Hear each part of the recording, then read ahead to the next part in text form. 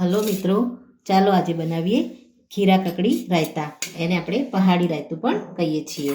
તો સૌ પહેલાં તો રાયતા બનાવવા માટે એક ખાંડણીમાં મસાલો આપણે તૈયાર કરીશું. તો એમાં સૌ પહેલાં તો આપણે લીલા ધાણા આપણે આ રીતે એડ કરી દઈશું. એમાં આપણે ફ્રેશ ફુદીનો લઈ લઈશું. એમાં આપણે લીલા મરચાં એડ કરીશું, કટ કરેલા. આપણે મોળા મરચાંનો ઉપયોગ કર્યો છે. ત્યારબાદ આપણે એમાં અડધી ચમચી જેટલી રાઈ એડ કરી દઈશું. થોડું આપણે એમાં લસણ એડ કરી દઈશું. 5 થી 7 કળી લસણ એડ કરી દઈશું. ત્યારબાદ આપણે એમાં અડધી ચમચી જેટલું જીરું એડ કરી દઈશું. મિત્રો, આને આપણે સારી રીતે કૂટી લઈશું. માટે મસાલો રેડી છે. આપણે એમાં ટેસ્ટ મુજબ મીઠું એડ કરી દઈશું. હવે આપણે કાકડીને છીણી દઈશું. આને આપણે સાઈડ પર મૂકી દઈશું. આપણે મીડિયમ સાઇઝની ખીરા કાકડી લીધી છે. અને આપણે વેસ્ટ ભાગ કટ કરીને લીધો છે. અને આપણે છીણી લઈશું. રાયતા માટે કાકડી છીણી લીધી છે.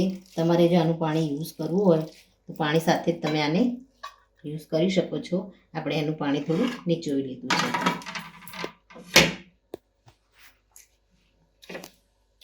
ઓલરેડી ખીરા કાકડીમાં પાણી વધારે જ હોય છે, એટલે આપણે થોડું પાણી એને નીચોવીને લઈશું તો આપણું રાયતું છે થોડું ગાઢું થશે. તો હવે આપણે આની અંદર મસાલા કરી દઈશું.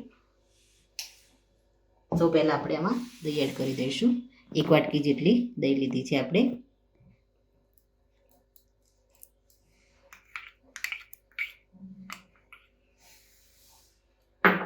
ત્યારબાદ આપણે જે મસાલો તૈયાર કર્યો છે એ મસાલાને આપણે આમાં એડ કરી દઈશું. એમાં આપણે મીઠું પણ એડ કરી દીધું છે. હવે આને આપણે સારી રીતે મિક્સ કરી દઈશું. થોડી આપણે એમાં હળદર એડ કરી દઈશું.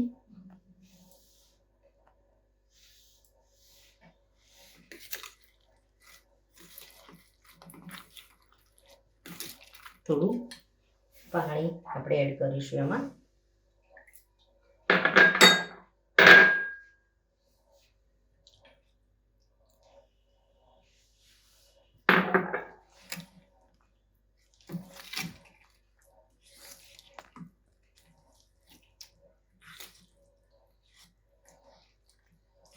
મિત્રો, આપણે રાયતાને એક બીજા વાસણમાં લઈ અને સર્વ કરી દઈશું. આપણું રાયતું એકદમ સરસ બની અને રેડી થઈ ગયું છે. તો મિત્રો, આપણે સર્વિંગ બાઉલમાં લઈને એને સર્વ કરીએ. મિત્રો, રેડી છે ખીરા કાકડીનું પહાડી રાયતું. એને આપણે શેકેલા જીરા સાથે એને ઉપરથી સર્વ કરીએ છીએ. ઉપર આપણે શેકેલું જીરું, થોડું આપણે લાલ મરચાંનું પાવડર એડ કરી દઈશું.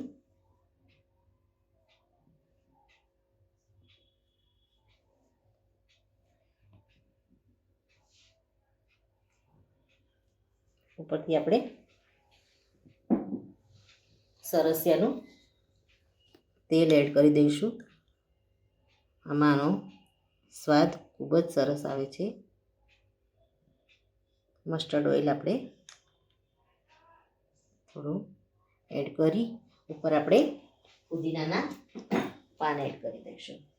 તો મિત્રો, આ રાયતું સ્વાદિષ્ટ અને ખાવામાં એટલું સરસ લાગે છે કે તમે ઘરે જરૂરથી બનાવશો. મિત્રો, આ સાથે વિડીયો પૂરો કરું છું. ફરી મળીશું નવા વિડીયો સાથે. જો મારી ચેનલ અને મારા વિડીયો તમને ગમતા હોય તો મારી ચેનલને લાઇક કરો, શેર કરો, સબસ્ક્રાઈબ કરો અને કમેન્ટમાં જરૂરથી લખો કે મારી આ રેસીપી તમને કેવી લાગી. ફરી મળીએ નવા વિડીયો સાથે. ત્યાં સુધી આવજો. Thank you.